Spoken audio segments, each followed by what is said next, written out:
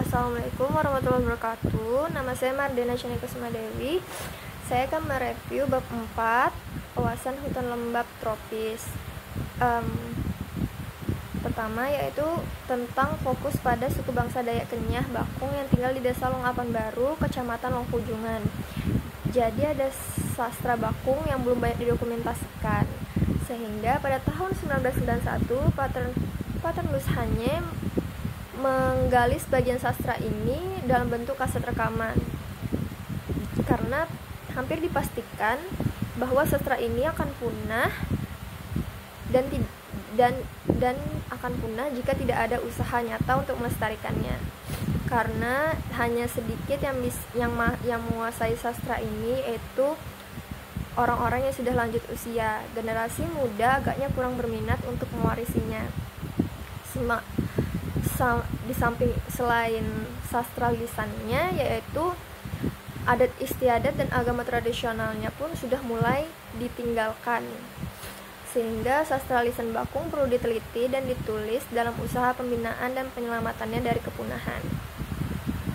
Penelitian ini bertujuan untuk satu, menginventarisasikan jenis dan sastra lisan yang ada, mengetahui kedudukan dan fungsi sastra lisan, menyelamatkan tekena cerita rakyat Bakung dari kepunahan, merekam, mentranskripsi, menerjemahkan ke dalam bahasa Indonesia. Keempat adalah menganalisa dan mendeskripsikan tema pokok serta tokoh-tokoh dan penokohan dalam masing-masing tekena, mengembalikan naskah-naskah sastra kepada masyarakat Bakung sendiri dalam buku cetak, lalu menimbulkan minat pada masyarakat Bakung sendiri agar dapat mengambil alih pelestariannya secara lisan. Metodenya dilakukan wawancara kepada para informan yang masih bisa menuturkan kata-katanya dengan jelas dan terus melaksanakan waktu kegiatannya tidak mengganggu aktivitas para informan. Mereka mengadakan wawancara ini tapi tidak menggunakan perekam. Data yang dikumpulkan lalu diolah, yaitu menjadi 3 tahap: transkripsi, penerjemahan, dan analisa. Terus habis itu adalah sastra lisan Bakung. Sastra lisan Bakung mengacu kepada jenis karya sastra yang dimiliki masyarakat penutur bahasa Bakung, yang dituturkan dari mulut ke mulut secara tersebar secara lisan, lalu anonim, dan menggambarkan kedudukan dan menggambarkan kebudayaan sastra Bakung pada masa lampau.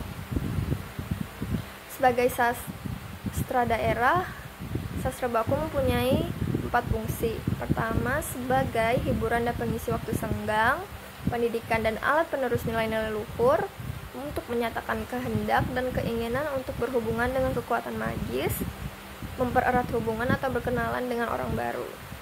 Jenis-jenisnya yaitu ada karya sastra yang termasuk prosa, ada tekena, nyidau, bon-bon usat talon, tubala itu basanit, dan kelapta penyakit kini. Jika dalam bentuk puisi ada 2, kendau dan tiang. Kendau ini dilakukan biasanya tunggal dan bisa dilakukan di waktu senggang, sedangkan tiang ini tergantung untuk siapa dan apa, dan biasanya ada dan dilakukan oleh beberapa orang. Jadi tujuan utama penelitian ini agar menyelamatkan tekena dari kepunahan. Jadi hasil rekaman, transkripsi, dan terjemahan naskah akan dikembalikan kepada masyarakat Bakung itu sendiri, dan diadakan penelitian lanjutan untuk menggali informasi yang lebih tepat dan akurat.